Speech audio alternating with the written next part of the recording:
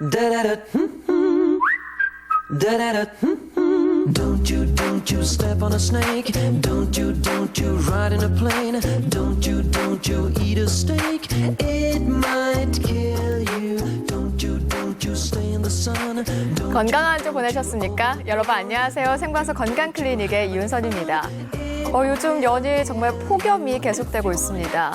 자, 이럴 때면 불쾌지수도 올라가고요. 스트레스 받는다라는 느낌 받곤 하시죠? 네, 실제로 우리 몸속을 살펴봤더니 스트레스 호르몬이 분비가 되고 있었다고 합니다.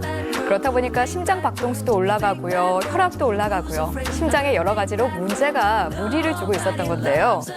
자, 실제로 여름철 기온이 평균보다 1도 올라갈 때마다 이 당뇨병 혹은 심근경색으로 인한 사망 위험률 역시 약 10% 정도 상승했다고 나타났습니다. 자, 협심증이 어느새 국민 100명 중에 1명꼴로 나타날 정도로 흔한 질환이 됐습니다. 이렇게 무더운 날씨 속에서는 더더욱 주의해야 하는 질환이 됐고요. 자, 생방송 건강클리닉 오늘은요, 협심증의 예방법은 무엇인지, 치료법은 없는지 한번 알아보는 시간 준비했습니다. 여러분을 위한 2대의 상담 전화 오늘도 활짝 열려 있는데요. 259개 5100번 그리고 5200번 2대의 상담 전화로 방송 중에 궁금한 점 있으시다면 상담 전화로 해결해 보시면 좋을 것 같습니다. 자, 오늘 이 시간 협심증에 대해서 친절하고 자세하게 상담해 주실 분 소개해 드릴게요. 심장내과 전문의 조환진 선생님 나오셨습니다. 반갑습니다. 예, 반갑습니다. 자, 우리 몸에서 가장 중요한 역할을 담당하는 장기하면 심장이 아닐까 싶어요. 오늘 역시 주제가 이 협심증인데요. 우선 협심증은 심장에 생기는 병이잖아요. 심장에 대해서 좀 알아보고 넘어가면 좋을 것 같아요. 예, 준비된 그림을 보면서 설명드리겠습니다. 네. 예, 이 그림은 왼쪽 그림은 일반적인 심장 모형을 절단한 모형이 되겠는데요. 네. 왼쪽에서 보시는 바와 같이 심장은 먼저 보시기엔 좌측이지만 심장은 우측인데요. 파란색으로 표시되어 있는 우심방과 우심실이 있고요. 그리고 빨갛게 표시된 자심방과 자심실이 있고, 네. 그리고 자심실과 연결된 대동맥이 있습니다. 네, 심장이 하는 일은 우리 몸에서 혈액을 순환시키는 펌프 기능을 하는데요. 우측 그림을 보시면 먼저 대동맥에서 출발한 혈액은 온몸을 순환하면서 산소를 공급하고, 그리고 우심방으로 돌아오게 되겠습니다. 그래서 우심방에서 우심실을 거쳐서 폐로 간 다음 폐에서 산소를 받아들이고, 네. 다시 좌심방과 자심실을 거쳐서 대동맥으로 연결되는 전신순환을 하게 되겠습니다. 그리고 그렇군요. 네. 이러한 심방과 심실 사이에는 4개의 판막이 있는데, 네. 폐동맥 판막과 삼천판, 그리고 대동맥 판막과 승모판 등 4개의 판막이 있고, 그리고 심장에 혈액을 공급하는 관상동맥이 있는데, 이러한 관상동맥은 위에서 봤을 때 예전에 임금님이 쓰셨던 왕관 모양을 한다고 해서 관상동맥이라고 불리고 있습니다. 네, 이 협심증이라는 병이 심장 혈관에 문제가 생겨서 나타나는 병인데요. 이때 이 문제가 되는 혈관이 바로 말씀하신 관상동맥이란 말씀이신 거죠? 예, 맞습니다. 관상동맥은直径이 약 3에서 4mm 정도 되는 가는 혈관인데요. 네. 이 관상동맥은 크게 세 개의 갈래로 나눠져 있습니다. 먼저 좌측 혈관은 좌전 하행지와 좌해선지로 나뉘게 되고요. 우측 혈관은 우관상 동맥을 형성하게 됩니다. 그리고 이러한 관상 동맥이 서서히 막혀서 동맥경화에서 서서히 막혀서 생기는 병이 협심증이 되겠습니다. 심장은 하루에도 약 10만 번 정도 수축과 이완을 반복하는 아주 운동량이 많은 장기인데요. 네. 이러한 심장에 혈액을 공급하는 관상동맥이 동맥경화에 의해서 좁아지게 되면 나타나는 병이 협심증이 되겠습니다. 그래서 원활한 산소 공급이 이루어지지 않아서 흉통을 발생하게 되는데요. 이러한 병과는 달리 혈전이라고 불리는 피딱지에 의해서 심장 혈관이 전체적으로 막혀서 갑자기 생기는 병이 심근경색이 되겠습니다. 네. 예, 준비된 그림 보시겠습니다. 네, 보시죠. 예. 혈전은 심근경색을 유발하는 물질이 되겠는데요. 먼저 좌측 1번 그림이 정상적인 혈관 모형입니다. 네. 그리고 혈관벽에 손상을 입게 되면 그 부위에 상처가 나게 되고, 네. 상처 쪽으로 혈소판이 모이게 됩니다. 그래서 서서히 혈전이 커지게 되는데요. 그래서 7번 그림처럼 심장 혈관 전체를 혈전이 막게 되면 심근경색이 발병하게 됩니다. 그래서 협심증은 심장 혈관이 부분적으로 막힌 병이 되겠고 심근경색은 심장 혈관이 완전히 막힌 병이 되겠습니다. 네, 그러니까 협심증이 심해지면 나중에 심근경색이 된다. 좀 이렇게 볼 수 있겠네요. 예, 맞습니다. 네, 앞서서 동맥경화라면 동맥이 좁아지는 건데 이 동맥경화가 협심증의 원인이라고 말씀해 주셨어요. 그렇다면 이 인과관계를 살펴봤을 때 동맥경화가 잘 생기는 사람은 협심증도 걸리기 쉽다. 뭐 이렇게 받아들일 수 있을까요? 예, 맞습니다. 예, 준비된 그림 보시겠습니다. 예, 이 그림은 정상 동맥과 동맥경화가 진행된 동맥을 절단해서 보여주는 그림인데요. 네. 먼저 좌측에 전혀 막히지 않은 정상 동맥을 보여주고 있습니다. 그리고 우측에는 동맥경화가 진행해서 좁아진 혈관을 보여주고 있는데요. 네. 실제로 혈관을 잘라보면 저렇게 노랗게 보이는 저 물질이 동맥경화 물질이 되겠는데 네. 저런 물질은 지방질이 침착하거나 석회질이 침착한 모양이 되겠습니다. 그래서 이렇게 동맥벽이 좁아지게 되면 산소 공급이 부족해지게 되는데요. 이거에 의해서 나타나는 증상이 협심증이 되겠습니다. 이러한 동맥경화의 위험 인자는 고혈압이나 비만, 당뇨병, 고지혈증 등이 있겠고 스트레스를 많이 받거나 그리고 성격이 급하거나 운동을 많이 하지 않는 사람들에게 잘 발생한다고 되어 있습니다. 네. 그리고 연세가 많으신 어르신이나 폐경기를 지난 여성들에게서 더욱더 많이 발생하는 것으로 되어 있습니다. 네, 그러니까 혈압이 높거나 담배 피우시는 분들 이 협심증 좀 조심을 해 주실 필요가 있습니다. 자, 그렇다면 협심증의 증상이 이제 좀 궁금해지는데요. 아무래도 이 가슴, 심장 관련이니까 가슴의 갑갑함, 뭐 이런 통증이 있지 않을까 싶어요. 어떤 게 있나요? 예, 협심증은 가슴이 아프거나 쪼이는 듯한 증상을 대표적인 증상으로 가지는데요. 네. 이러한 협심증 통증은 가만히 쉬고 있을 때는 전혀 아프지 않다가 운동을 하거나 스트레스를 받거나 했을 때 심장 박동수가 올라가면서 증상이 주로 나타나게 되겠습니다. 네. 준비된 그림 보시겠습니다. 네, 함께 보시죠. 예, 흉통의 위치를 나타낸 그림인데요. 맨 왼쪽에 있는 것이 가장 전형적인 협심증 통증이 나타나는 부위가 되겠습니다. 그래서 중앙 부위에서 약간 좌측으로 주로 통증이 나타나게 되고요. 네. 그리고 왼쪽 팔 쪽으로 뻗치듯이 아픈 경우가 많습니다. 그리고 오른쪽에 있는 네 가지 경우는 전형적이지는 않지만 협심증 통증을 나타낼 수 있는 형태가 되겠는데요. 네. 턱으로 방사될 수도 있고, 그리고 등이 아플 수도 있고, 그리고 명칙 아래쪽이 약간 아플 수도 있고, 오른쪽 팔 쪽으로도 방사될 수도 있습니다. 네.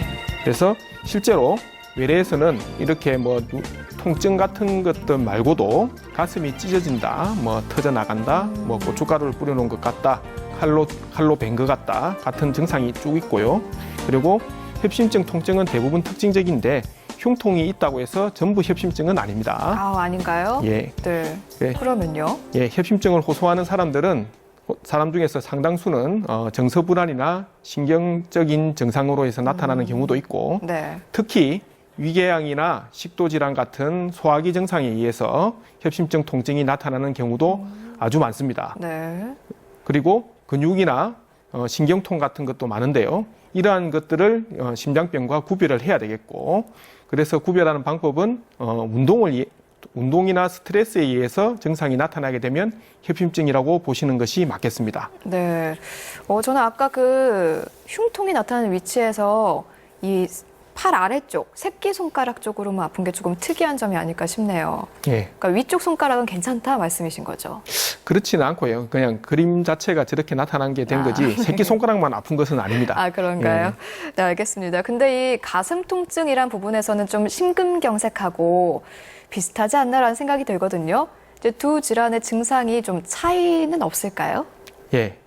협심증은 주로 운동과 연관해서 나타나는 증상이고요. 네. 운동을 할 때 나타나고 쉬게 되면 거의 한 5분 정도만 있으면 증상이 없어지게 됩니다. 그런데 심근경색은 아까 보셨듯이 혈전에 의해서 갑자기 혈관이 막혀서 생기는 병이기 때문에 네. 가만히 있을 때 괜찮다가 갑자기 굉장히 심한 통증이 나타나게 됩니다.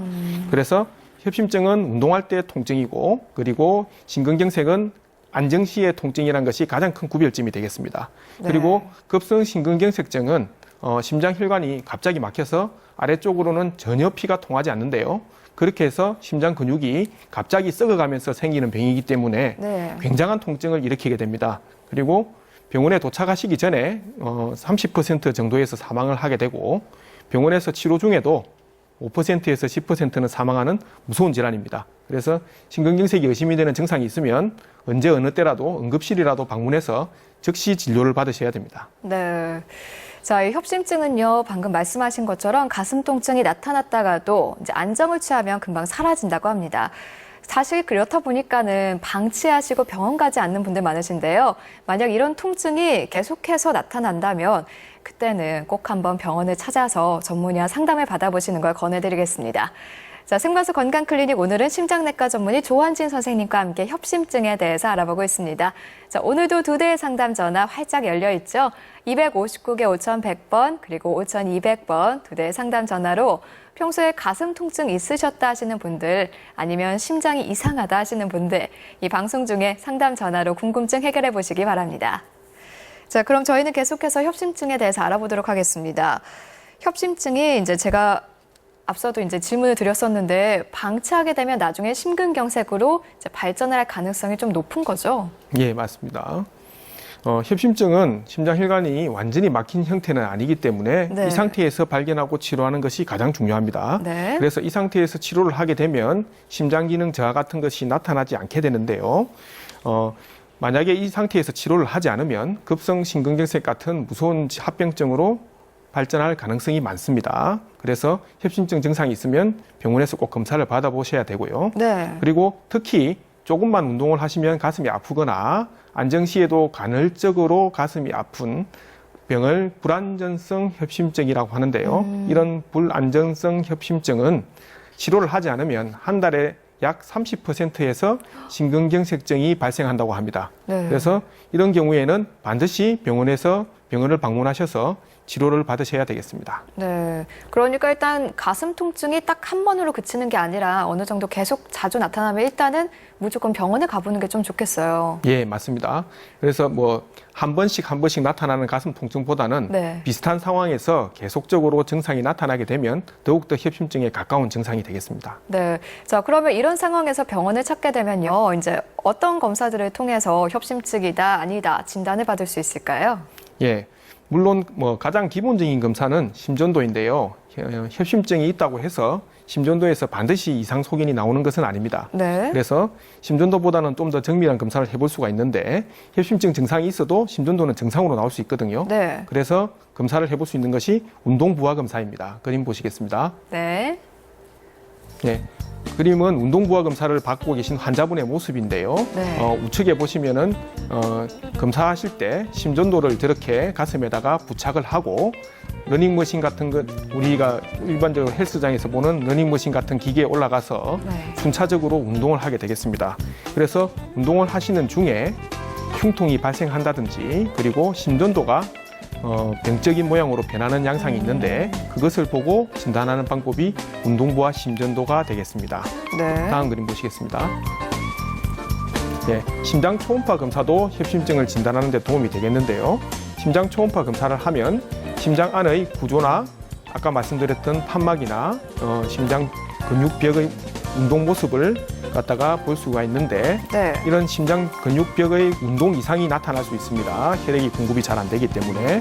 그래서 벽의 운동 이상이나 심장 기능이 얼마나 안 좋아졌는지 그리고 판막 기능이 정상인지를 보면서 협심증을 진단하는 데 도움이 되겠습니다. 다음 보시겠습니다. 네. 예, 요즘은 저렇게 혈관 모양을 나타낼 수 있는 CT를 통해서도 정확하게 협심증을 진단할 수가 있습니다. 그렇지만 가장 정확한 검사는 관상동맥 조형술이라 해서 관상동맥을 직접적으로 사진을 찍어서 엑스레이를 통해서 보는 방법이 있습니다. 네, 지금 운동부하 심전도, 심장 초음파 검사 그리고 CT에 대해서 좀 말씀해 주셨는데 그럼 이 세 개를 다 하는 건가요? 아니면 이 중에서 골라서 하는 건가요? 예, 의사가 보고 적절하게 판단해서 하는데요. 보통 나이가 젊고 증상이 협심증에 맞지 않다고 생각되는 경우에는 운동부하 검사 같은 간단한 검사를 하시면 되겠고요. 연세가 많으시고 운동을 실제로 하시기 어려우신 분들도 있습니다. 그런 경우에는 심장 초음파나 뭐 다른 CT나 이런 검사를 하시게 되겠고, 일단 증상을 들어보고 협심증에 굉장히 부합된다고 하는 소견이 보일 때는 관상동맥 조영술을 바로 해보는 경우도 있습니다. 네, 그렇군요. 자, 생방송 건강클리닉 오늘은 심장내과 전문의 조환진 선생님과 함께 협심증에 대해서 알아보고 있습니다. 자, 지금 상담 전화 걸려와 있는데요. 지금 바로 연결해 보도록 할게요. 네, 여보세요? 네, 여보세요? 네, 안녕하세요. 네, 안녕하세요. 네, 어떤 증상 있으신가요? 오른쪽 젖가슴 위로 아래로 꼭 담 걸린 것처럼 뻐근하다가 막 묵직하다가 네. 갑갑하고 그래요. 한 달 전부터. 근데 그게 계속 그러는 게 아니고 또 괜찮다가 그러다가 그런데 저기 그 참고로 저희 친정 쪽에 전부 심장들이 조금 안 좋았거든요. 네. 가족력이 있으시네요. 예, 그래서 저희도 이제 검진을 한번 받아볼까 하는데 겁이 나서 지금 못 가고 자꾸 내일 하다가 한 달 정도 됐어요. 그렇게 된 지가. 네. 어떻게 보시나요, 선생님? 예, 그래서 오른쪽 젖가슴 부위가 아프신 거지요? 예, 당 걸린 것처럼 뻐근하다가도 뭐 어떻게 특별하게 이렇게 눌러서 아픈 부위는 없는데 예, 깝깝하면서 예. 이렇게 쪼이는 그런 느낌이 들어요. 하고. 혹시 그 숨을 깊게 들이마실 때 더 깝깝하고 그런 게 있습니까? 예.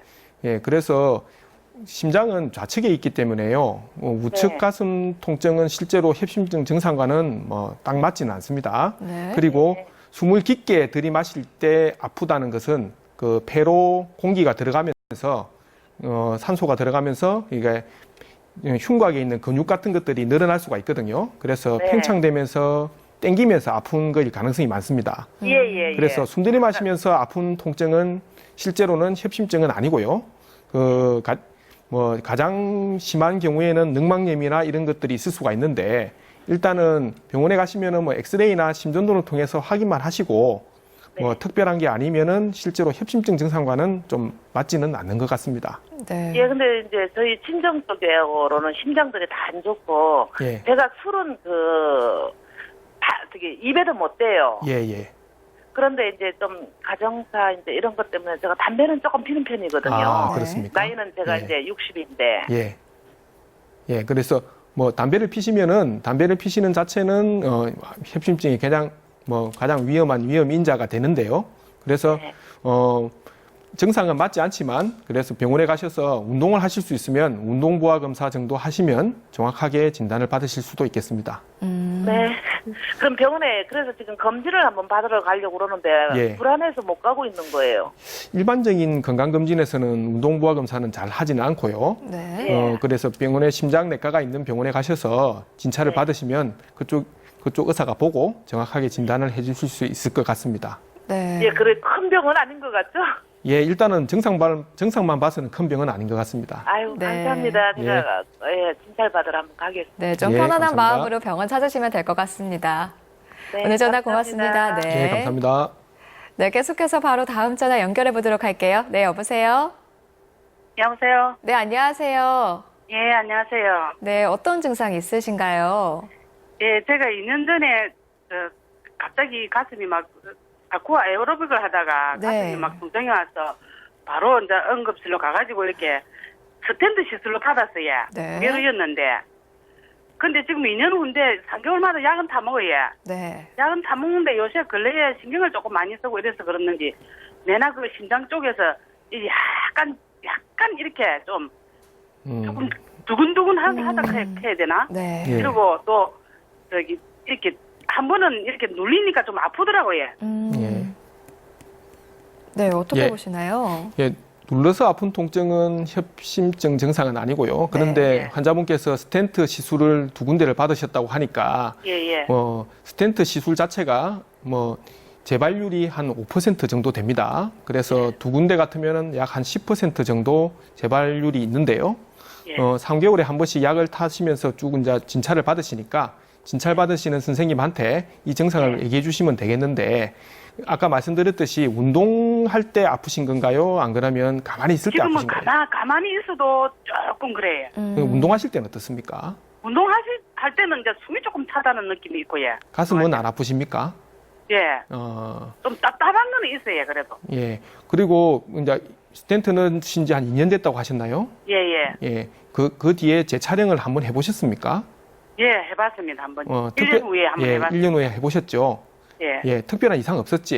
예, 괜찮다 그러더라고요. 아, 그러면 일단은 뭐 정상으로 봐서는 뭐 그렇게 딱 협심증에 맞는 것 같진 않은데 그래도 위험 인자를 가지고 계시니까 예. 예, 병원에 가셔서 지금 보시는 선생님하고 상의를 예. 하셔가지고 뭐 예. 다시 재촬영을 해보든지 안 그러면 뭐 운동부하 검사나 이런 것을 해보시는 게 좋을 것 같습니다. 운동부하 검사에. 예, 운동은 잘 하실 수 있지요?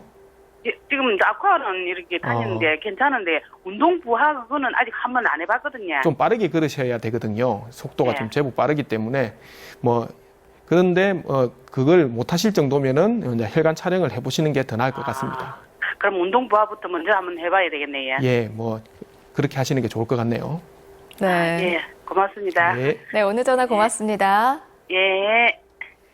자, 생방송 건강클리닉 오늘은 협심증에 대해서 알아보고 있습니다. 평소에 가슴에 통증이 있으셨다 하시는 분들 오늘 상담 전화로 전화하시면 바로 즉석에서 상담으로 궁금증 해결해 드리고 있습니다. 자, 상담 전화 번호는요. 259개 5100번 그리고 5200번입니다. 자, 그럼 저희 계속해서 이 협심증의 진단법 알아보도록 할게요. 앞서서 가장 확실한 방법은 관상동맥 조영술이다라고 말씀해 주셨는데요. 이게 어떤 진단법인가요? 예, 준비된 그림 보시겠습니다. 네. 예, 관상동맥 조영술은 심장 혈관을 직접적으로 촬영하는 방법이 되겠는데요. 모든 혈관은 심장에서부터 나오기 때문에 먼저 손목에 있는 요골동맥이라는 게 있습니다. 네. 그래서 손목에 있는 요골동맥이나 사타구니 사이에 있는 대퇴동맥이라는 부위에 주사바늘 같은 걸 찔러서 그쪽을 통해서 가늘고 긴 그 특수 합성 수지로 만든 대롱을 갖다가 관상동맥 입구에 위치시킨 다음 네. 혈관을 갖다가 끊게 나오게 하는 그 조영제라는 약물을 써서 엑스레이 촬영을 하는 방법이 되겠습니다. 네. 그래서 검사 시간은 한 10분 정도 걸리고 금방 끝나네요. 예, 그리고 당일날 그 검사 부위의 지혈만 확인하고 퇴원할 수 있는 아주 간단한 검사입니다. 그리고 다음 그림 보시겠습니다. 그래서 관상동맥 조영술을 하게 되면 아래와 같은 그림을 얻을 수 있는데요. 엑스레이를 찍어서 먼저 정상 부위를 보시면 혈관이 굵고 잘 피가 통하는 걸 볼 수 딱 봐도 있습니다. 건강해 보이는데요. 예. 우측 부위의 협착 부위를 보시면 정상 부위로 가다가 중간에 화살표 있는 부위에 굉장히 혈관이 많이 좁아진 양상을 볼 수 있습니다. 거의 검은색 선이 끊겨 보일 정도네요. 예. 저 정도 되면 이제 조금만 운동을 해도 가슴이 아픈 협심증이나 불안정성 협심증 증상을 나타내게 됩니다. 네. 예, 그래서 이러한 관상동맥 조영술이 협심증 치료에 있어서 가장 중요한 지침을 만드는 데 있어서 가장 중요한 검사입니다. 네. 그러니까 이 협심증이 이제 혈관이 막히는 그런 질환이잖아요. 그렇다 보니까 혈관을 뚫어주는 치료가 필요하지 않을까 예, 싶은데요. 맞습니다. 어떤 치료법이 지금 많이 시행이 되고 있나요? 예, 준비된 그림 보시겠습니다. 그래서 협심증 치료는 뭐 이 그림에서 보시는 바와 같이 약물 치료가 있겠고요. 그리고 관상동맥 중재술이라 해서 풍선 확장술과 스텐트 삽입술이 있겠고 네. 심한 경우에는 관상동맥 우회술이라 해서 수술적인 방법을 통하기도 합니다. 그리고 뭐 당연히 뭐 모든 치료에서 선행되는 것이 위험 인자를 조절하고 그렇죠. 악화 요인을 완화시키는 것이 되겠습니다. 네. 그래서 협심증의 약물요법은 혈관 확장제가 있는데요. 혈관 확장제는 좁아져 있는 관상동맥을 약물을 통해서 확장시키는 방법이 되겠습니다. 그래서 대표적인 약물은 니트로글라이세린이라는 약물이 있고 그 외에도 칼슘 기량제나 베타 차단제 등이 있습니다.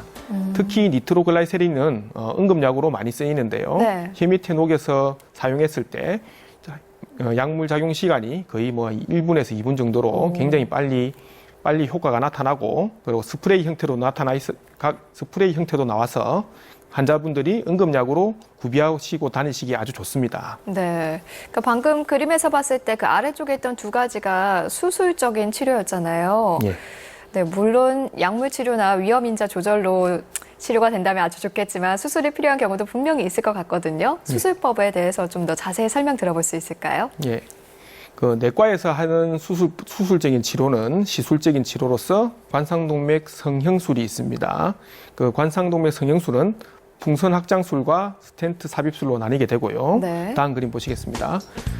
관상동맥 풍선 확장술은 아까 처음에 보셨던 요골동맥이나 대퇴동맥을 통해서 관상동맥까지 접근한 다음에 네. 좁아진 부위를 그냥 풍선으로 확장한다고 생각하시면 됩니다.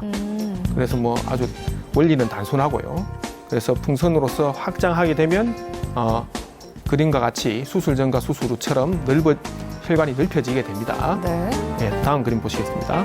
그래서 넓혀놓고 나서 그 부위가 다시 좁아질 수 있기 때문에 네. 그 부위에다가 철사로 된, 그러니까 금속망을 넣습니다. 아. 그래서 특수 합금으로 된 금속망을 넣는데 그것을 스텐트라고 합니다. 관상동맥 그물망을 영어로는 스텐트라고 하는데 좁아진 부위를 저렇게 스텐트를 넣어서 다시 좁아지지 않게 지탱을 하게 됩니다. 네. 예, 시술 시간은 뭐 30분에서 1시간 정도 걸리고 보통 뭐 하루 정도 입원하셔서 간단하게 시술 받고 퇴원하실 수 있기 때문에 뭐 그렇게 크게 부담되는 치료는 아니라고 할 수 있습니다. 네, 그러니까 풍선 확장술을 한 다음에 그물망을 삽입하는 것까지 모두게 하나의 과정인 거네요. 예, 그렇습니다. 네. 근데 이렇게 해서 뭐 치료가 잘 되면 좋겠는데요. 혹시 이렇게 넓혀줬는데 또다시 좁아지기도 하나요? 예, 그거는 넓혀놓은 혈관 치료를 받고 나서 넓히는 치료를 받고 나서 스텐트 안에 다시 재발을 하는 경우가 있는데 네. 그것을 재협착이라고 합니다. 아이고. 스텐트 시술 후에 재협착이라는 것은 치료한 부위가 다시 50% 이상 다시 좁아지는 것을 말하는데요. 네. 이러한 분들은 그 치료를 받고 나서 의사들이 6개월에서 1년 정도 꼭 필요한 약물을 사용하게 되는데 환자분이 스텐트 확장술만 하고 나서 완치됐다고 생각하고 관리를 잘 안 한 거네요. 예, 자가로 약물을 중단하는 경우가 많이 있습니다. 네. 그런 경우에 많이 나타나게 되고요. 그리고 계속 담배를 피시거나 그리고 뭐 기존의 질환인 혈압이나 당뇨 같은 것들이 잘 조절이 안 돼서 생기는 경우가 많습니다. 그림 보시면 요즘 나오는 스텐트들은 스텐트 안에 재협착을 막는 약물이 도포되어 있습니다. 아. 그래서 예전에는 그 일반 금속망을 사용했을 때 재발률이 30% 정도 되었는데요. 요즘은 재발률이 3%에서 5% 정도로 많이 개선됐습니다. 그리고 앞으로도 계속적인 과학의 발전으로 스텐트는 좀 더 좋은 기구들이 나올 것으로 생각됩니다. 네. 자, 여러분 여름에는 땀이 가만히 있어도 자꾸만 흐르곤 하시죠. 그렇다 보니까 몸속의 수분이 줄어들게 되어 있습니다. 자, 근데 이 몸속의 수분이 줄어들면 혈액이 농축되고요. 혈전이 잘 쌓일 수 있다고 합니다. 그래서 협심증 있으신 분들은 이런 폭염 속에 더더욱 주의해야 할 필요가 있습니다. 자, 생과수 건강클리닉 오늘은요, 심장내과 전문의 조환진 선생님과 함께 협심증에 대해서 알아보고 있습니다. 자, 지금 상담 전화 바로 연결해 보도록 할게요. 네, 여보세요? 네, 여보세요. 네, 안녕하세요. 안녕하세요. 네, 어떤 증상 있으신가요? 아직 젊은데 네. 지금 50대가 안 되고 49인데요. 네. 제가 이렇게 많이 움직이면 네. 가슴에 통증이 오고 어떨 때 이렇게 좀 서 있으면 괜찮다가 뭐 네. 바늘고통을 콕콕콕 쑤시는 것 같이 아프고 네. 이게 지금 한 달 넘게 돼서 저는 젊은 사람이라 괜찮아지겠지 했는데 요새는 조금 그게 더 자주 그런 경우네요. 자주 나타나고 계신 거죠? 예. 좀 네. 움직이면 더 그렇고 숨도 좀 차고. 네, 선생님 어떻게 보시나요? 어느 정도 움직이시면 통증이 나타나십니까? 제가 그냥 걷는 거를 좋아하는 편인데 조금만 이제 좀 많이는 아니라도 한 몇 미터 정도 걸어가고 약간 피살빈데나 이렇게 올라가면 가슴에 이제 통증이 더 심해서 가다가 조금 섰다가 걸어가고 좀 그럼 또 괜찮다가 좀 걸어가면 또 콕콕 이게 짜는 게 아니고 저는 뭘로 콕콕 쑤시는 것 같이 약간 네. 아픈 곳은 왼쪽 가슴입니까? 왼쪽 가슴입니다. 아, 그러면 증상 자체는 굉장히 협심증에 딱 맞는 것 같은데요. 그 혈압이나 당뇨 같은 뭐 질환은 없으십니까? 아직까지 건강은 그런 특별한 질병은 없습니다. 흡연은 안 하시고 예? 예, 술 담배는 안 하고요. 혹시 친정 가족 중에 뭐 심장병이나 뇌혈관 질환 같은 거 가지고 계신 분 있으신가요? 아, 친정 동생이 하나가 심장이 안 좋아서 동생분이요? 살때 좋은 동생이 아, 있습니다. 그러면 가족력도 있으시기 때문에 뭐 협심증일 가능성이 많아 보입니다. 그래서 그 병원에 가셔서 필요하면 관상동맥 조영술을 한번 받아보시는 것이 좋을 것 같습니다. 근데 젊은 사람들한테도 이 협심증이나 이런 게 올 수가 있나요? 지금 우리나라 나이로 49살이십니까? 예. 뭐 요즘은 예전하고 좀 다르게 좀 식생활 같은 것들이 많이 좀 서구화되고 그래가지고 특히 가족력 있는 사람은 좀 젊은 사람한테도 나타나는 경우가 많습니다. 네.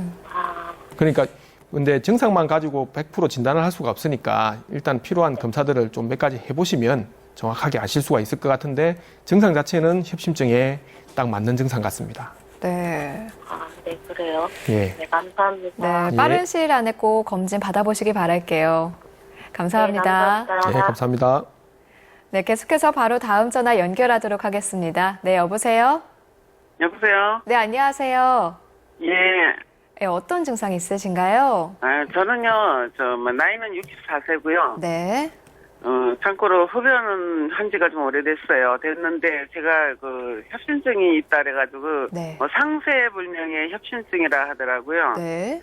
그게 있어서 이제 병원에 치료를 받았는데, 또 부정맥이라고 있어가지고서, 제가 전자도공 절제술인가 이걸 받았거든요. 네. 예. 자꾸 쓰러지고 막 혈압이 떨어지고 이래가지고요. 이랬는데 이제 이걸 받아가지고 지금은 조금은 이제 경미하게 오다가 말고 이러는데 이 가슴이 협심증이라는 그거가 약을 전에는 먹었는데 지금은 약을 딱 두 알뿐이 안 주기 때문에 네. 혈압도 있고 이런데 이거 두 알로다가 조정이 되는 건지 어떤 건지 몰라가지고요. 그러면 그 전극 도자 절제술을 받으시고 나서 그쪽 병원에서 약을 다 드시는 겁니까? 약을 먹고 있는데 딱 두 알만 주고 있어요. 처음에 제가 이거 협심증 했을 때는 다른 병원에서 했었는데요. 예. 이게 이제 겁이 나니까는 제가 좀 큰 데로 간다고 해가지고 이 절제술을 받았거든요. 받았는데 그 선생님이 아직도 한계가 남아 있는데 이거는 뭐 특수한 기계를 해야 되기 때문에 두고 보자 이러시는데 약을 이제 이게 혈압약하고 다 포함이 된 건지 약을 딱 두 알만 주시기 때문에 제가 먹고 있어도 이제 좀 걱정이 돼가지고 제가 불안하신 거죠. 그럼 약을 먹고 있으신 중에 혈압은 어느 정도 유지가 되십니까? 혈압은 어떤 때는 뭐 150에 뭐 100. 예. 그러니까 혈압이 짬이 없어요. 어떤 때는 또 밑으로 뭐 90에 뭐 60 정도로 떨어졌다가 그러니까 이게 올라갔다 내려갔다 항상 이래요. 뭐 정상적으로 뭐 얼마다 이렇게 그게 유지가 되는 게 아니고요. 그럼 150 이상 많이 올라가시진 않으시죠? 예, 150에서 더 이상은 안 올라가고요. 150에서 100 정도, 140에서 100 이 정도로 올라가고 이렇거든요. 그 부정맥 약 자체가 부정맥 약을 분명히 드시고 계실 텐데요. 부정맥 약 자체가 혈압약의 기능도 좀 어느 정도 다 겸하고 있습니다. 그래서 혈압이 기존에 먹던 혈압약을 끊고 부정맥 약만 처방하는 경우도 많거든요. 그래서 그럼 참고로 제가 약 이름을 대드리면 안 되겠죠? 약 이름. 네, 지금 방송 중에는 약 이름은 말씀해 주시면 좀 곤란합니다. 약을 딱 두 개만 먹고 약 이름을 나중에 네, 아니면 나중에 전화번호 연락처 남겨주시면 방송 끝나고 약에 관해서는 따로 이제 상담을 해드릴 수는 있습니다. 그렇게 하시면 되겠습니다. 예. 그러고요. 네. 네, 제가 이제 이렇게 저희 친정 어머니가 심장마비로 돌아가셨는데 그때는 제가 나이가 어려서 몰랐는데 그 가족력이 있어서 저도 이렇게 왔는가 싶은데 아들이 지금 41살인데요. 네. 아들이 이제 어저께 만났는데 이 가슴 통증을 호소를 하더라고요. 그래서 내가 이러니까 너도 한번 받아봐야 안 되겠나 이러는데 약간 참고로 운동을 좀 좋아하거든요. 축구를 많이 하고 이러는데 가슴이 막 이렇게 쪼였다가 아팠다 엄마 이러는데 나도 혹시 부정맥인가 막 다 심장 박동수가 어떨 때는 급해지고 이렇다 하거든요. 요거를 협심증인가 뭔가 이제 같은 심장 질환이니까 어떻게 해야 되는가 싶었어요. 협심증하고 부정맥은 좀 종류가 다른데요. 부정맥 가족력이 있으면 부정맥도 좀 잘 생기는 경향이 있습니다. 그래서 어머님은 확실하게 전극 도자 절제술을 받으실 정도로 진단이 된 거기 때문에 아드님도 그런 부정맥이 나이가 들어가면서 생길 수 있거든요. 그래서 뭐 하루에 한 번 이상씩 증상이 나타난다면은 24시간 심전도 검사나 이런 걸 통해서도 충분히 진단이 되고요. 그리고 좀 불편하실 때 뭐 그렇지 않다면은 뭐 불편하실 때 가까운 병원이라도 가셔서 심전도를 찍어보시면 바로 진단이 될 수 있을 것 같습니다. 그리고 축구를 할 정도로 운동량이 충분한 사람은 솔직히 협심증은 아닐 가능성이 더 많거든요. 부정맥일 가능성이 많고 아드님은 제가 전화로 들어서는 부정맥일 가능성이 더 많아 보입니다. 네. 예, 부정맥증은 어쨌든, 예. 제가 경험해보니까 굉장히 겁나던데요. 예, 그러면은 저기 선생님 한 가지만 더 여쭤볼게요. 네. 상세불명의 협심증이라는 거는 뭡니까? 그 어디서 보신 겁니까? 그 병명을 예. 검사를 제가 했더니. 처음에 이거 쓰러져서 가가지고 그러니까 진단서 같은 데서 보신 거지요. 예, 상세불명의 협심증. 그게 뭐 이 방송 중에 이런 얘기를 해도 될지 모르겠는데 네. 협심증이라고 딱 그런 그 진단서에 붙일 수 있는 코드가 없습니다. 그래서 진단서를 의사가 쓰다 보면은 그냥 일반적으로 그러니까 상세불명이라고 넣는 경우가 많거든요. 그래서 그렇습니다. 그래서 정확하게 협심증일 겁니다. 막 협심증인데 워낙 질병 분류가 뭐 상세하게 돼 있다 보니까 그래서 그렇게 나간 것 같고 실제 협심증인 겁니다. 예. 네. 예. 그러면 이제 그럼 아드님도 예. 빨리 가서 병원을 한번 찾아보신 게 좋은 거죠. 예, 그렇습니다. 뭐 네. 부정맥일 가능성이 많아 보입니다.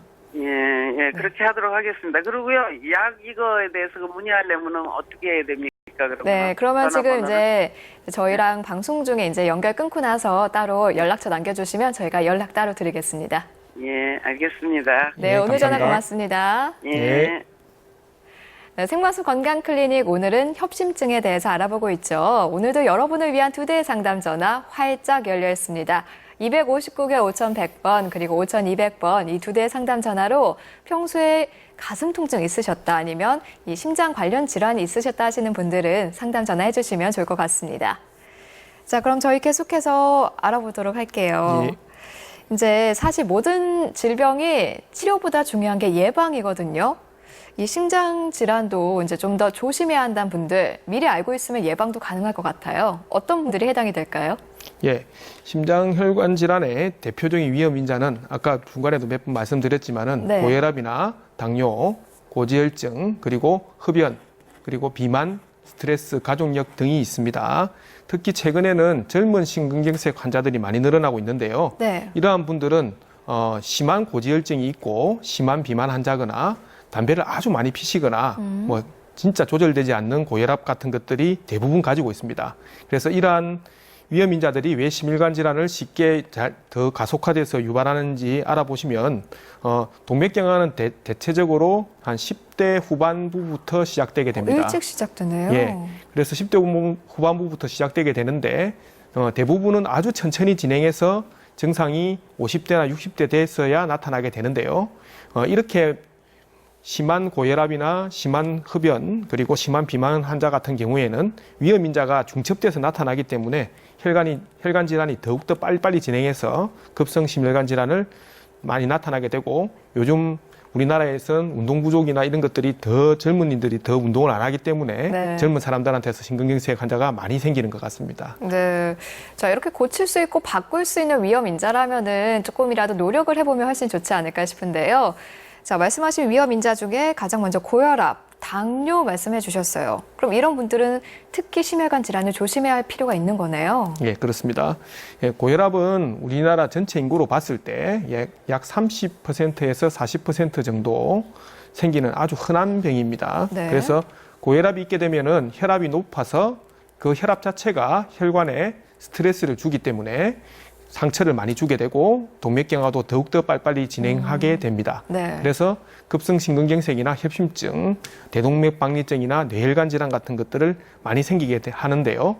이러한 고혈압을 치료하는 데 있어서 가장 중요한 것은 역시 항고혈압제를 적절하게 잘 투여하는 것이 되겠고 네. 운동요법이나 식이요법을 시행하시면 되는데 요즘은 혈압약 자체가 여러 가지를 뭉쳐서 한 알의 복합제가 나옵니다. 그래서 네. 하루에 한 알 정도만 드시면 되기 때문에 뭐 예전보다는 훨씬 더 조절하기가 쉽습니다. 그리고 그렇겠네요. 당뇨도 예전보다는 약들이 많이 개발돼서 훨씬 더 조절하기가 쉬우니까 네. 너무 약 드시는 걸 갖다 꺼려 하시지 마시고 적절하게 잘 치료하시는 것이 병을 예방하는 데 도움이 되겠습니다. 네. 자, 그리고 위험 인자의 하나로 또 고지혈증 꼽아주셨는데요. 고지혈증 있는 분들은 그럼 어떻게 관리를 하면 좋을까요?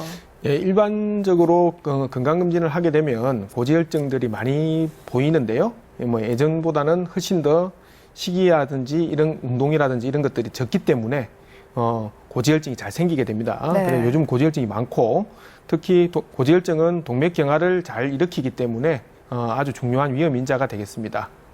고지혈증은 약물로서도 쉽게 조절이 되고요. 네. 뭐 운동이나 식이요법 등을 통해서 적절하게 조절하시면 되고 특히 약물을 복용하시는 경우에 정상이 되면 약물 복용을 중단하는 경우가 있는데 이러한 경우에는 꼭 약을 끊으시고 난 뒤에 한 6개월에서 1년 정도 있다가 재검사를 해보셔야 됩니다. 일반적으로 약을 드시고 나서 혈액 수치가 정상이 되면 네. 완치됐다고 생각하시고 완전히 자기는 병이 나았다고 생각하시는데 체질이 바뀌지 않는 다음에는 네. 결국 재발하게 돼 있거든요. 아, 그래서 그런가요? 다시 확인해 보시고 네. 또 고지혈증이 재발했으면 꼭 약을 드셔서 적절하게 조절을 하시는 것이 질병 예방에 아주 큰 도움이 되겠습니다. 네. 자, 심혈관 질환의 위험 인자에 대해서 하나씩 살펴보고 있습니다. 자, 그다음은요. 이 협심증이 여자보다는 혹시 남자에게 더 많이 발생하는지 또 비만과는 어떤 연관성이 있는지 이 부분도 설명 들어봤으면 좋겠어요. 일단은 뭐 비만이 만병의 근원이라는 건 다 알고 계시는 그렇죠. 거니까 네. 비만하시면 협심증이 잘 생기는 건 당연한 거고요. 네. 그리고 협심증 자체는 전체적으로 봤을 때는 남자와 여자가 비슷합니다. 그런데 네. 폐경기 이전에 그러니까 40대, 50대 이전에서는 여성분보다 남성분이 훨씬 더 많고요. 네. 그리고 폐경기 이후에는 여성 호르몬 자체가 혈관 확장 효과를 나타내기 때문에 폐경 전에는 여자분들은 협심증이 솔직히 잘 오지 않습니다. 네. 그리고 폐경 후에 갑자기 증가하기 때문에 나이가 드신 분들 사이에서는 여자와 남자에 있어서 발생 빈도가 비슷합니다. 그리고 심부전이나 부정맥 같은 다른 심장 질환은 남자분들한테 많이 생기기 때문에 네. 전체적으로 심장 질환은 남자분들이 더 많습니다. 그리고 최근에 들어서 비만이나 대사 증후군 같은 것들이 많이 대두되고 있는데 이런 것들이 여성분들에게서 많이 나타나서 그런 것들을 잘 조절하는 것이 중요하겠습니다. 네. 이 앞서서 협심증의 대표적인 증상으로 저희가 가슴 통증 말씀드렸는데요. 근데 뭐 운동하거나 움직이면 당연히 가슴 통증이 조금 있는데 가만히 있을 때도 가슴 통증이 있다 하시는 분들 계시더라고요. 네. 이런 건 어떻게 봐야 될까요? 보통 이제 안정시에 가슴 통증을 나타내는 경우는 앞쪽에서 보셨다시피 근육통이나 신경통 이런 것들이 실제 더 많습니다. 네. 그리고 뭐 식도 질환도 많고요. 그런데 심근경색 같은 병, 아주 이제 치명적인 질환 때문에 환자분들이 가슴이 아프면 내가 심장병이 아닌가 해서 병원에 많이 오시는데 안정시에 가슴 통증이 있는 경우는 심근경색은 굉장히 통증이 심하기 때문에 그걸로서도 구별이 되고요. 네. 그리고 안정시에 흉통을 나타낼 수 있는 이제 심장 질환 중에서는 이형 협심증이라는 게 있습니다. 네. 이형 협심증은 제가 쉽게 말씀드리면은 심장 혈관이 갑작스럽게 이제 쥐가 난다고 하는데요. 우리가 다리에 지나는 것처럼 네, 네. 심장 혈관도 쥐가 나서 경련성 수축이 일어나서 생긴다고 돼 있는데 그러니까 그래서 갑자기 생깁니다. 그런데 이런 분들은 술과 굉장히 연관성이 많거든요. 술이요. 네. 특히 음주를 많이 하신 다음 주무시다가 새벽에 자다가 가슴이 아파서 깼다. 근데 이런 것들이 반복된다고 하면은 이형 협심증을 의심해 볼 수 있습니다. 근데 이형 협심증은 통증이 있을 때 혈관 확장제 아까 그 니트로글라이세린을 복용하면 바로 좋아지거든요. 그래서 증상이 확실히 약으로서도 진단이 가능합니다. 네. 그러니까 안정시에 이렇게 가슴 통증이 있을 때 심근경색은 워낙에 심하기 때문에 구분이 되고 그 외의 경우에는 이형 협심증을 좀 의심해 볼 수 있다는 말씀이시네요. 예, 맞습니다. 그리고 이형 협심증은 술이 조금 위험 인자로 꼽히고 있고요. 예. 네, 그러면요. 이 협심증이 갑작스럽게 나타나면 사실 당사자도 당황을 하지만 주변 사람들도 굉장히 당황을 하게 되거든요. 그리고 이런 병은 사실 그 초반에 응급처치가 중요하다고 알고 있는데 어떻게 해야 될지 사실 많은 분들이 모르고 계세요. 예, 요즘 구급차가 오기 전에 심폐소생술을 해야 된다는 얘기도 있고 안 해야 된다는 얘기가 있는데 전문적인 지식이 없는 상태에서 심폐소생술을 하게 되면 환자분한테 오히려 해가 되는 경우가 있습니다. 그래서 환자가 일단 의식 유무가 제일 중요하고 네. 자발호흡도 굉장히 중요한데요. 환자가 정신이 있고 그다음에 숨도 잘 쉬면은 일단은 협심증 환자인지 한번 물어보고 그다음에 아까 말씀드렸던 응급약 같은 걸 가지고 있으면 네. 그 약을 혀 밑에 투여를 하든지 하고 그리고 깊게 숨을 쉰다든지 기침을 하게 하는 것이 많이 도움이 됩니다. 특히 기침을요? 기침을 하게 하면 심장이 압박이 돼서 혈액순환이 도움이 되고 특히 부정맥이나 이런 거에 의해서 심장 마비가 온 경우에 의식이 있으면 기침을 하면서 그 자체가 부정맥을 없애는 경우도 있습니다. 그리고 그렇군요. 의식이 없고 자발호흡이 없으면 그때는 당연히 심폐소생술을 해야 되겠죠. 네. 그렇네요. 이 약은 혀 밑에 넣어야지만 효과가 있는 건가요, 그러면? 예, 그렇습니다. 설화정이라 해서 혀 밑에 보시면 뭐 굉장히 좀 혈관도 많고 네. 굉장히 흡수가 잘 되게 돼 있습니다. 그래서 혓바닥 위에 놓는 것보다 혀 밑에 놓는 것이 훨씬 효과가 좋고 혀 밑에 놓게 먹으면 바로 심장 쪽으로 간다고 돼 있거든요. 그래서 설화정은 반드시 혀 밑에 녹여서 드셔야 됩니다. 네. 그리고 이제 의식이 없는 경우 심폐소생술 말씀해 주셨는데 사실 뭐 정확한 방법을 잘 모르겠습니다. 예. 간단히라도 좀 설명을 해주실 수 있으실까요? 심폐소생술에서 제일 중요한 것은 네. 일단은 환자를 기도를 확보를 해야 됩니다. 기도 확보, 예, 그래서 네. 고개를 좀 젖혀야 되고요. 네. 고개를 젖힌 상태에서 이제 고개를 그냥 구부린 상태에서 하게 되면은 가슴을 압박했을 때 뭐 음식물 같은 게 넘어와서 오히려 폐로 흡인이 돼서 더 안 좋을 수도 있거든요. 네. 그래서 고개를 젖혀서 하고 그다음에 뭐 환자가 뭐 구토를 한다든지 하면은 즉시 고개를 돌려서 구토를 잘 할 수 있게 도와주고 네. 그리고 심장 압박은 흉골이라고 해서 가슴 중앙 부위에 네. 요 부위를 그러니까 90도 정도 각도로 해가지고 네. 정확하게 하셔야 되는데 물론 뭐 일반인들이 정확하게 할 수는 없겠죠. 네. 그렇지만은 뭐 일단은 심폐소생술을 할 때 적절하게 보통은 한 3번에서 4번 정도 심장 압박을 하고 네. 그다음에 인공호흡. 인공호흡을 뭐 1회에서 2회 정도 한다고 돼 있는데 네. 뭐 그거는 하시면서 적절하게 하시면 되겠습니다. 근데 뭐 살면서 그런 경우가 뭐 흔하게 네, 볼 수는 되도록 없겠죠. 없으면 좋겠죠. 예. 자, 근데 요즘에 일단은 협심 주변에서 구급차를 빨리 부르는 게 제일 중요합니다. 그렇죠. 그건 예. 가장 중요한 것 예. 같습니다. 자, 요즘 보면은 협심증 환자가 100명 중에 1명꼴로 됐다고 합니다. 사실 예전에 협심증이 이렇게 흔한 질환이 아니었는데 이제는 이 정도면 흔한 질환이라고 봐도 될 것 같아요. 자, 이런 분들 협심증 예방하기 위해서 이것만은 정말 조심해라 하는 거 있을까요? 예, 예전보다는 훨씬 이제 식사라든지 생활 양식 자체가 운동을 안 하고 굉장히 기름지게 먹기 때문에 네. 예전보다는 훨씬 더 심혈관 질환이나 뇌혈관 질환들이 많이 생기고 있습니다. 특히 협심증 같은 경우에는 치료를 하지 않으면 심근경색 같은 것들이 많이 생기게 되는데요. 네. 이런 동맥경화 위험이 이제 앞에 말씀드렸듯이 고혈압, 당뇨, 뭐 고지혈증 같은 것들을 가지고 계신 분들은 다른 사람보다 훨씬 더 빨리 동맥경화가 진행되게 됩니다. 네. 그래서 적절하게 치료를 하고 예방하는 것이 중요하겠고 병이 생기기 전에 뭐 적절하게 운동도 열심히 하고 뭐 그다음에 좀 덜 기름지게 먹고 네. 그다음에 적절하게 혈압이라든지 당뇨도 조절하고 살도 빼고 하는 것이 당연히 중요할 것 같고 뭐 규칙적인 생활 습관이나 스트레스 조절도 중요하다고 하겠습니다. 네, 정말 그냥 건강한 규칙적인 생활 습관이 정말 모든 만병을 예방하는 그런 방법이었네요. 자, 생방송 건강클리닉 지금까지 심장내과 전문의 조환진 선생님과 함께 협심증에 대해서 알아봤습니다. 선생님 끝으로 시청자분들께 한마디 해주시죠. 예. 일반적으로 가슴이 아파야만 협심증이라고 생각하시는 경우가 많은데요.